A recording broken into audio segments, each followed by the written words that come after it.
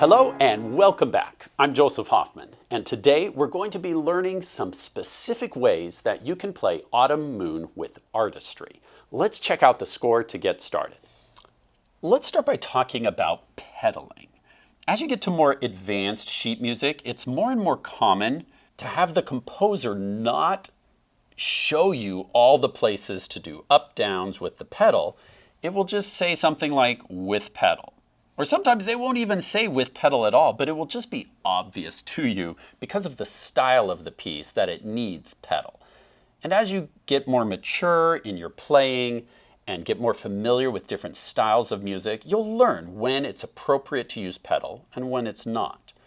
But in this case, I went ahead and told you with pedal, but then I didn't give you any of the pedal markings because I'd like you to start learning to figure those out for yourself. But let's do some of that together now. One of the basic guidelines of pedaling is you change the pedal when the harmony or the chord changes. So here we start with an E minor chord. And because these notes are pickup notes, I'm going to choose not to pedal those notes. Because if I pedal them, hear how that creates a bit of a blur from the E to the F sharp. Those two notes together create a dissonance. So I'm going to not pedal those two notes, but I will put my pedal down on this first chord. So pedal down, which we mark like this. Actually, let me use a different color so it doesn't conflict with that underline I just did. And then we'll do an up-down every time the chord changes, which is pretty easy to see in the left hand. The left hand is in charge of the harmonies or the chords in this piece, so it will pretty much follow what the left hand is doing. So we'll go down pedal here, up, down, up, down, up, down. Okay, and then that pattern can continue. Now, some people may choose to lift the pedal here to create this rest, but I found you can leave the pedal down sometimes through a rest if it creates the effect you're looking for. Technically, if we wanted the rest in its purity, we'd need to lift the pedal, but I kind of like leaving that down because it creates a more magical, mystical sound, which I think is appropriate for this piece and its style. And then going on, every time the left-hand chord changes, we'll do an up-down. I don't need to do this through the whole piece because this left-hand pattern is so consistent throughout. Let's review a little bit of pedaling technique. Here in measure 3, I'd like you to do left hand alone with damper pedal. So you'll have up, down, up, down, up, down, up, down. And you're listening for a legato sound with no blur. Up, down. If I lift the pedal early, it will sound like this. Did you hear that gap? That tells me my pedal was early. If it's late, or I forget to do it at all, you'll get that blur, okay? Make sure the timing is just right. Up, down. The up comes as you play your finger 5. Up, down. Pause the video and work on damper pedal timing with left hand alone in measures 3 through 6, and then press play to go on.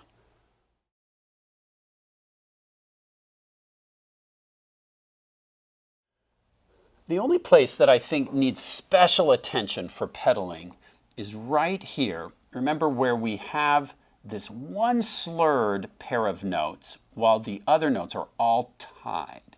So we're going to do up downs with each chord change in the left hand, but then here, because this G to F sharp can create a dissonance, which I think is nice to resolve that dissonance in this case, which means we've got to do another up down even though we're really only changing that one note.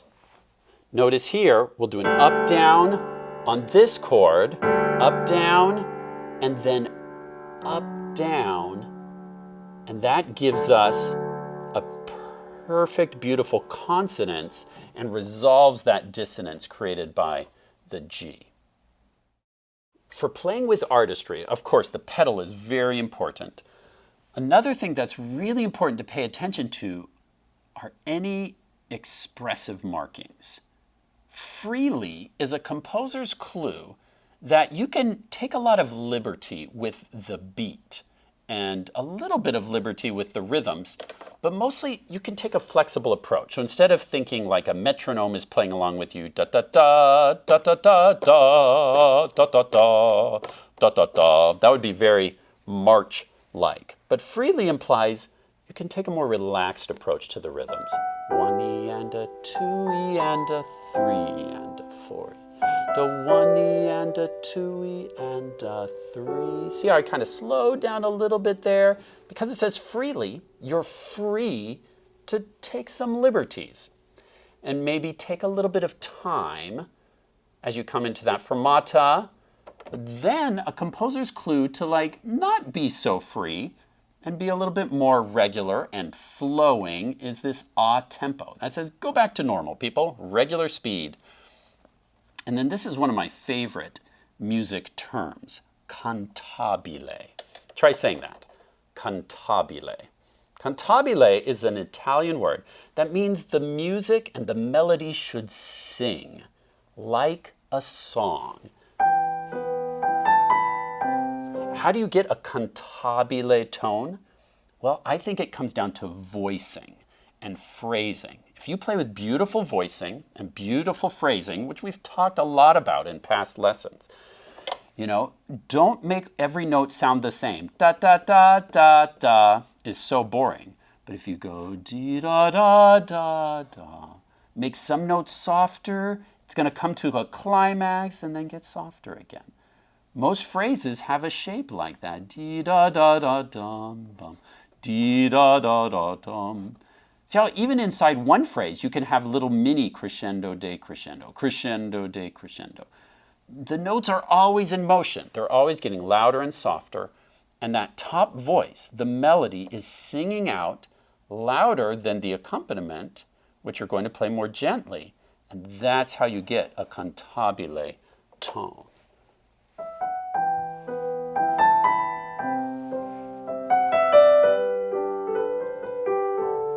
To sound like the notes are singing beautifully to you.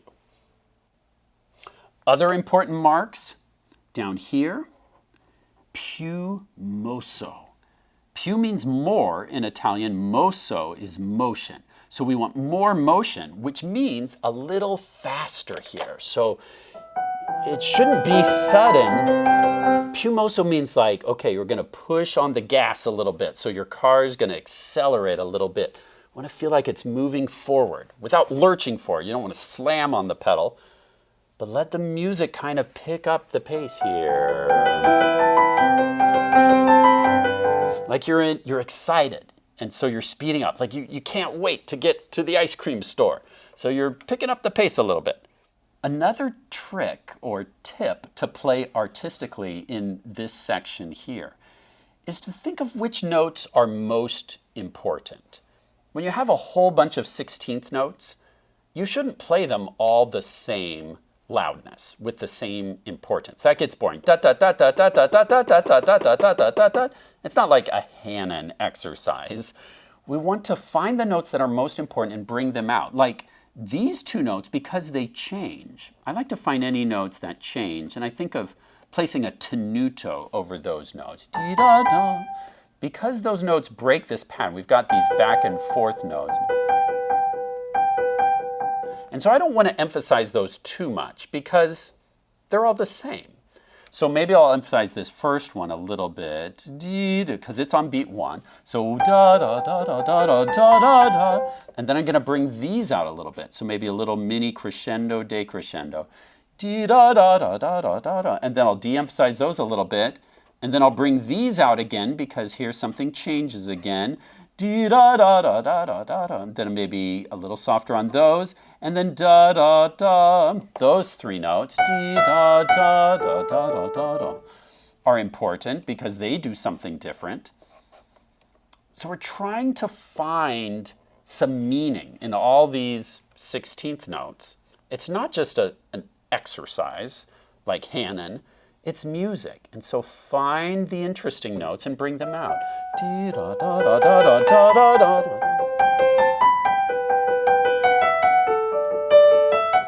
Okay, so, and even these notes, you can find some motion in them. Every note is either growing or shrinking, getting ready for the next moment. So I'd like you to pause the video and work on this first page. Work on playing this opening really freely. Don't be in a rush here. Take your time coming into the fermata, and then normal speed, and work on a beautiful cantabile sound. Nice voicing, nice phrasing. And then here,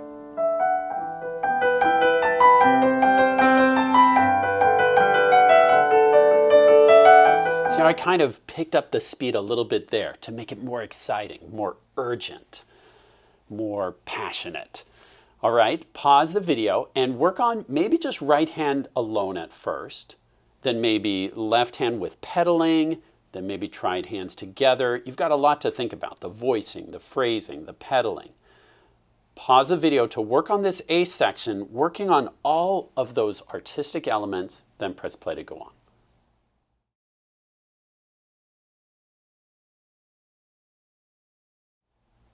So I'm going to start at the pickup to measure 9. So we're still very exciting here. Whoops. And then notice this decrescendo brings us down into the B section. So we're getting soft again. 2E. But don't go slow here. Keep counting 2E and a 3E and a 4E and a 1. You don't want to lose too much energy even though it's soft. Then dolce. I find that sometimes when students get softer, they also want to go slower. And I think it's important in this B section to not slow down, even though it gets softer. So keep counting in your mind, 1E and a 2E and a 3E and a 4E and a 2E and a 3E. See, that keeps the energy up even when it's soft. We don't want soft to be boring. Soft can be exciting too. 1E and a 2E, little crescendo there, and a 3E and a 3E and a, and then dolce, very sweetly here. 1E and a 2E and a 3E and a. Notice how I did that crescendo there? Even though it's not written in the music, when notes go up high, that can be a good time to crescendo. And then we get softer. Notice how I did a little decrescendo to the end of that phrase. 1E and a 2E and a 1E and a 2E and 1E and a 2E and a 3. Poco rallentano, we're going to slow down a little bit there. Okay, now pause the video and I'd like you to work on the artistic elements in this B section. Try to find the right mood, beautiful voicing, beautiful phrasing, and try adding in pedal, damper pedal, I should say, and then press play to go on.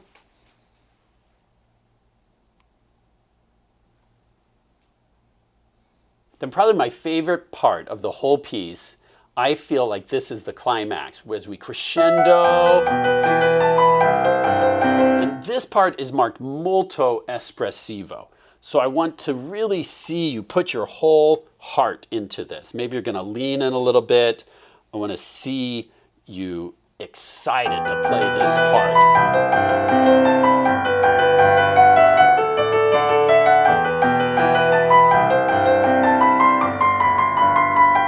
And then stay loud here.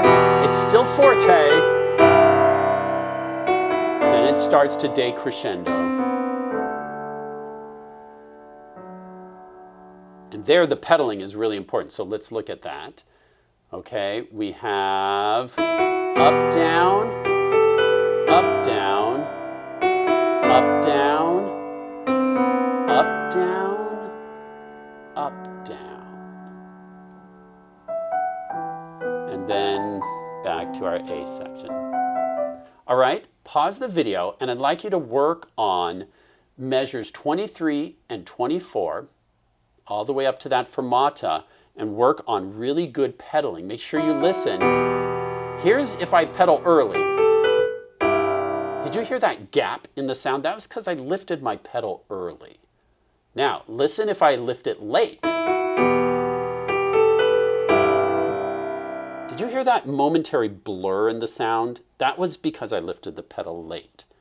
Perfect pedaling means a smooth legato sound with no blur. Up, down, up, down, up, down. The trick is doing that up right as your fingers go down.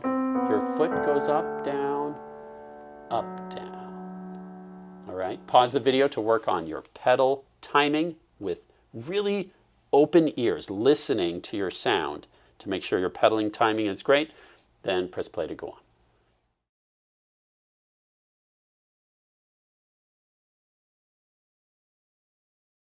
Okay, then on this last page,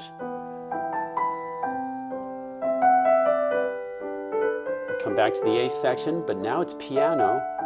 Things change a little bit.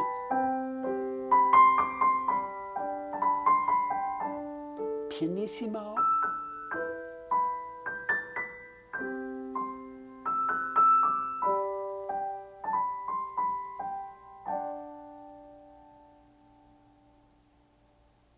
Maybe to make that ending super, super special, maybe you're going to lean in a little bit over those notes.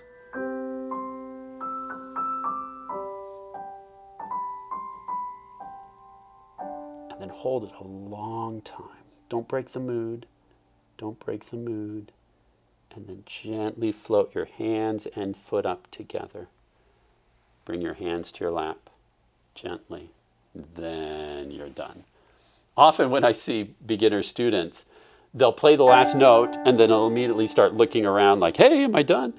But you're not done. The notes are still sounding. As long as there's sound in the air, you're not done performing. So stay in the moment. Don't break the mood until your fingers let go and your hands float back to your lap. Then you're done. You can stand up and take a bow. So you've got a lot of things to work on this week. I'd like you to think of great pedaling technique, up, down, up, down, up, down. Make sure you've got that timing precise. With your up, downs, make sure you're playing with beautiful phrasing, beautiful voicing. Put all those elements together and you'll have a fantastic performance. Great job today learning about playing Autumn Moon with Artistry. Once you feel like you have this song mastered with Artistry, I hope you'll share your music with a friend, family member, or with me and our Hoffman Academy community online. Thanks for watching and learning with me, and happy practicing. Okay, how do you know when the moon is going broke? I don't know. How? When it's down to its last quarter. Hey, did you hear about the great new restaurant on the moon? No. Yeah, the food is good, but there's no atmosphere.